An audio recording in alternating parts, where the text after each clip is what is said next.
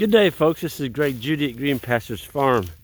We just got the cows taken care of this morning. We've got the bulls are taken out now. They're on a separate farm. We took out 77 bulls last Thursday and brought them back to an area where they're not around the cows, and we've still got a little stockpile left over there that we had left over from when the cow herd was there. But this is the farm we call Jan's farm. It's about 45 acres. It's got a pond on each end of it, and it was a hay field when I leased it. The lady that owned it was basically giving the hay away every year just to keep it looking pretty. Keep the sprouts at bay, and make it look like a park. And luckily, she only did that for about 2 years before I got it leased. And I think it was 2 years that I had it leased. I had a 5-year lease on it, and she called me up one night, and she was kind of sobbing a little bit. And she said, "Greg, I got bad news." She goes, I've got to sell my farm." And she was pretty upset about it. And of course, I was alarmed too. We had a 5-year lease, and I'd put in a lot of work over here getting the fence in, because it didn't have fence where you could run livestock on it. And I'd built a pond on it for the cost of the lease. And we were only 2 years into that lease, so I had 3 more years of recovering my costs on that pond that I built. But she was more than able, she was like, "Well, I'll reimburse you for whatever, the remaining 3 years." But she said, "I've got to sell it." I said, "Okay, Barb, what do you want for it?" And at that time, we thought it was a very good price. And we were out of debt by that time. And Jan and I saved some money from custom grazing and various things. And so we bought the farm. Never regretted that decision. Just a beautiful little farm, and it sits a quarter mile from the main Judy farm, so we do have to make a small cattle drive to get over here. But I wanted to show you, that's the history of the farm. So I wanted to show you, folks, this is better than gold when I'm walking on here this morning. This is March.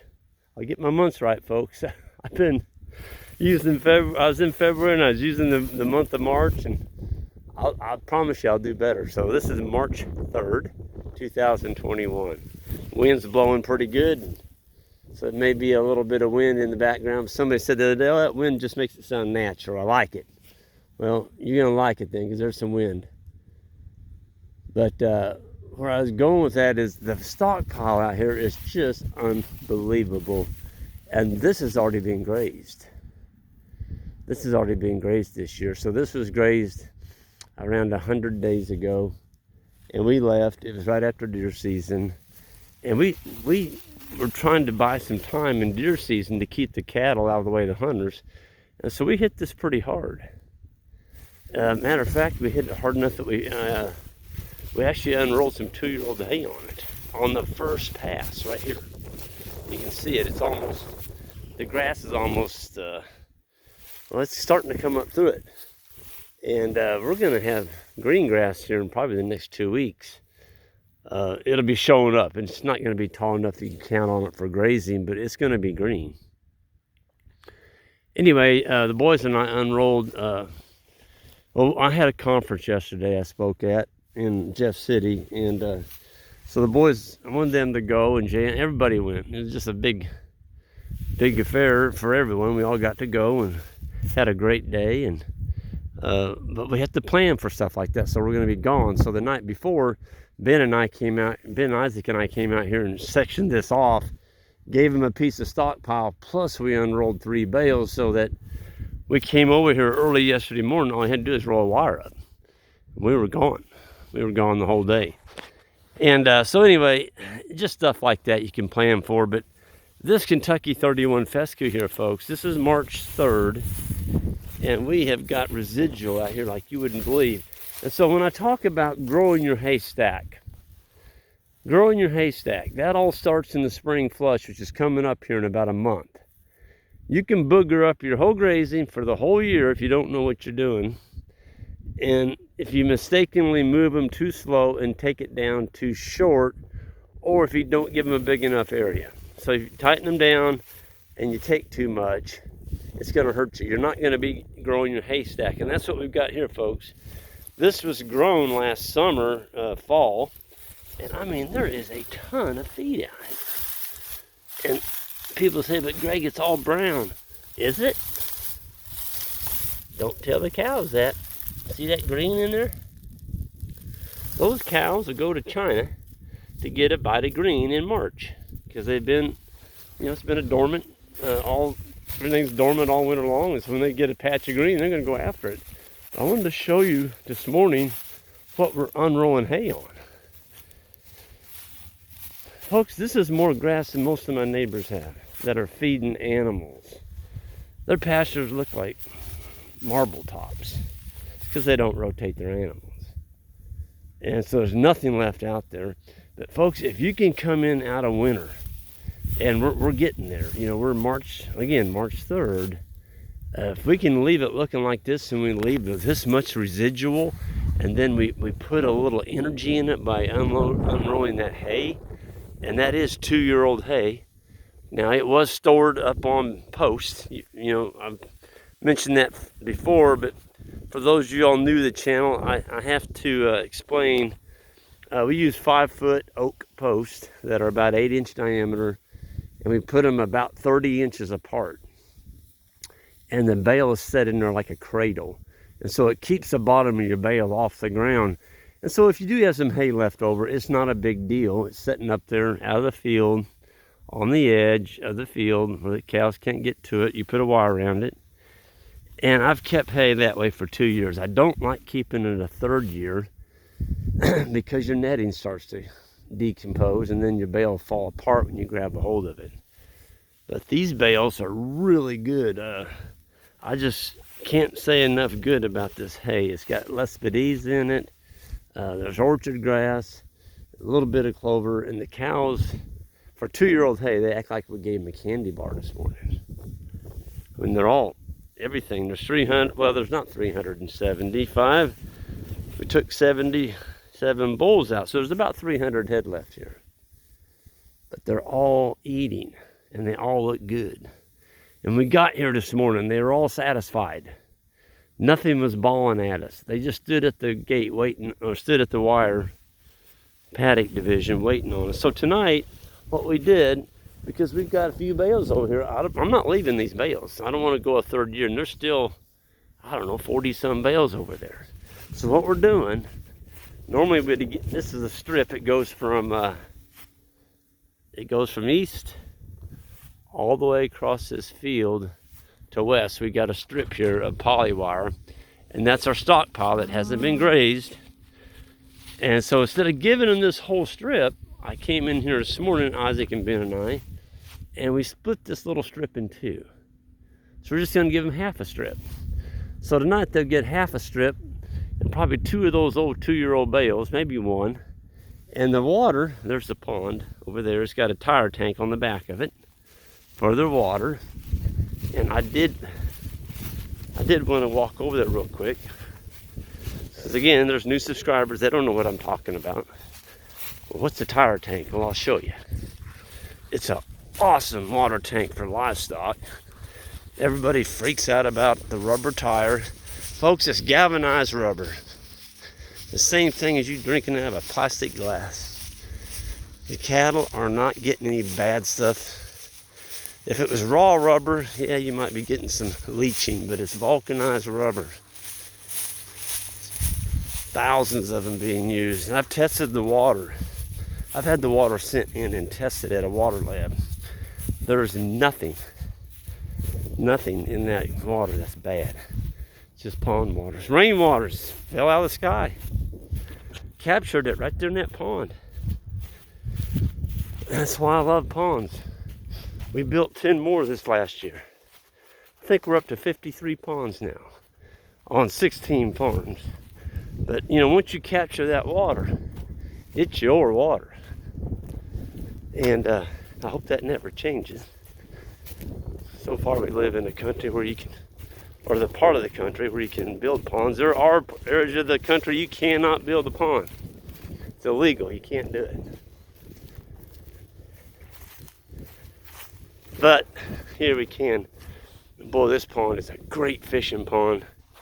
I came over here last year and I got a whole great big old bass in there. He was a 5-pounder. And Isaac looked at me and I looked at him, and I took the lure out and I threw it back in here. So maybe this year he might be 6 pounds. You know, stocking rate. He's got a buddy or two in there like him. But I love ponds because you can fish them if you get them stocked. That one's got channel cat, bluegill, and bass in it. This tire tank's been in for 20 years. And it's just got fabric underneath it. There's a little bit of the geotextile sticking out. It's a mat. And there's one load of rock on there. And that load of rock goes all the way down from that pad, or from that landscaping beam down to there. So it's about a foot and a half of rock. But this gets hammered. I mean, I'm up in the air here. See, I'm probably 3 foot of dirt here on this end. But I just rented a bobcat for a day and brought it in here and got this all ready and put that tire in. And it's got a valve on it. It keeps the animals, anytime they drink, it works like a bathroom toilet. When the water goes out, that float drops and it lets water in from the pond. And one thing I'm kind of a stickler on, I check my water. I don't like leaving hay or anything in that water. I like my water clean. And if you leave that in there, it's going to settle to the bottom of your tank. And you got a bunch of debris in your water, in the bottom of your tank. You're going to get algae. We actually found a bluegill in that tank. We came over and chopped the ice off. There was a bluegill in that tank for the winter. He got in there somehow. I don't know, a bird dropped him in or what, but it was a bluegill. He was big enough he could have ate. He could have had a bluegill dinner. But anyway, that's our water system. So we started right here. We brought him in that gate over there, and we just rotate all the way around this pond. And there's another pond on the next piece right over. So this is a 45 acres. On the other half of the farm, there's another tire tank just like this one. This one holds 800 gallons, and so it's got a 2-inch valve in it. So when the animals drink, there's 2-inch flow of water coming through the bottom of that dam. And when we leave this farm, here's the shutoff. There's a pipe underneath there. I'm not going to take that off, but well, I can. People don't know what it looks like. I just take for granted everybody knows. I'm bad about that. Oh, can you see down in there, folks? Ouch. Probably not. Awful dark. Anyway, there's a shutoff right there. Got a handle on it. Here. When we leave here, we shut that off. Because if something would happen to that float, let's just say the string broke. Folks, that's a catastrophe. Because now you're not going to be here for, let's say, 45 days, and that float breaks. You've got a 2-inch flow of water coming through that dam into that tank, and it's flowing over the top of your pad, goes over to that creek, and you just emptied your pond for the whole growing season. You got spring looking at you, and you left the tank on? Don't do that. It's happened to me twice. Once it was because of a hog. A hog climbed in one of our tanks. We had some hogs who run with the cattle, and no boar liked to take a bath in there, and he broke my valve. The other time, we just mistakenly left it on.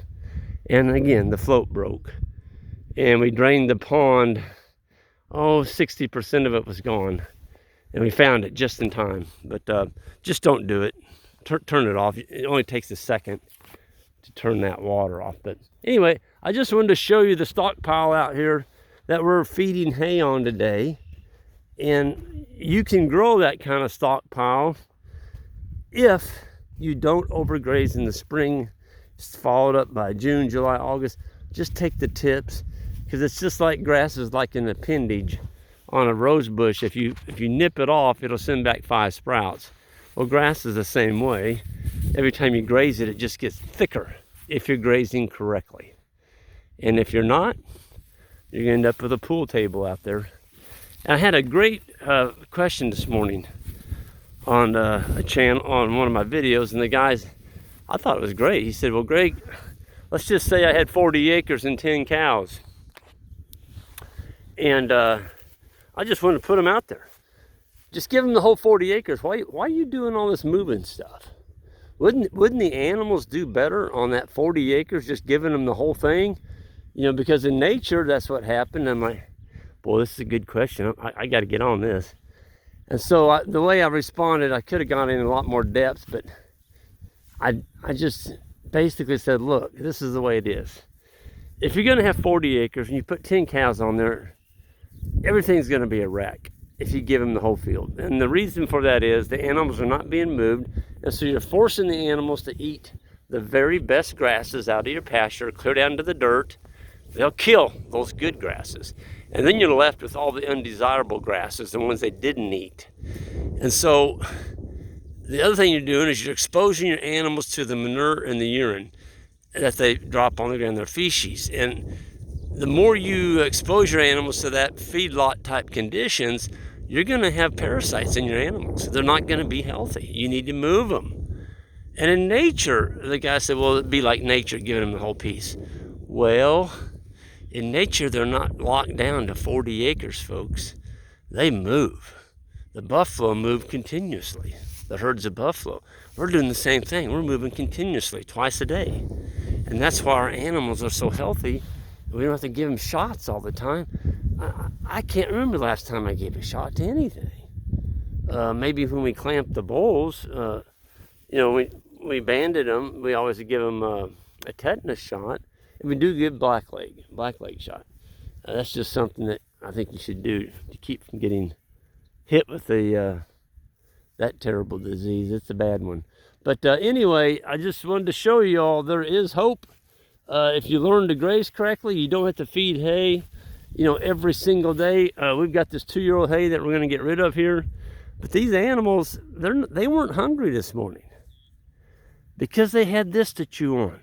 They came back here yesterday while we were at that conference, and they grazed out here, and look what they left. This has had animals on it for 3 days. You know why they're not eating that? It's got cow smell on it. Just remember, cows graze with 5 mouths.